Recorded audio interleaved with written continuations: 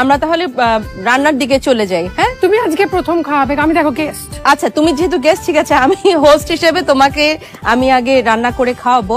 In fact তোমার উপলক্ষে দর্শকদেরকে দেখাবো। এটা হচ্ছে গরু মাংসের কোফতা, বাট এই কোফতাটার বিশেষত্ব হচ্ছে এটা কিন্তু তোমার ভাজতে হবে না। কোফতা ভাজতে হবে না, একটু ডিফারেন্ট ওয়েতে, সেটাই হচ্ছে বিশেষত্ব। এটা দেখিয়ে দিচ্ছি। এখানে গরু মাংসের কিমা আছে, এটা একদম কিমা করে পানি ঝরিয়ে রাখা হয়েছে। একটা মিহি কিমা হয় আর একটা হয় একটু মাংস মাংস থাকবে। ওই মাংস কিমাটা কিন্তু কিমার ঘুগনি বা কিমা কারি বা কিমা ফ্রাই এগুলোতে খুব ভালো যায়। কাবাবের জন্য অবশ্যই যদি কাবাব বানাতে চান তাহলে কিন্তু একটু ফ্যাট চপ করে দিতে বলবেন, ফ্যাট ফ্রি নেবেন না। এটা কিন্তু তাই নেওয়া হয়েছে, একটু ফ্যাট আছে, দেখো সাদা সাদা দেখতে পাচ্ছ।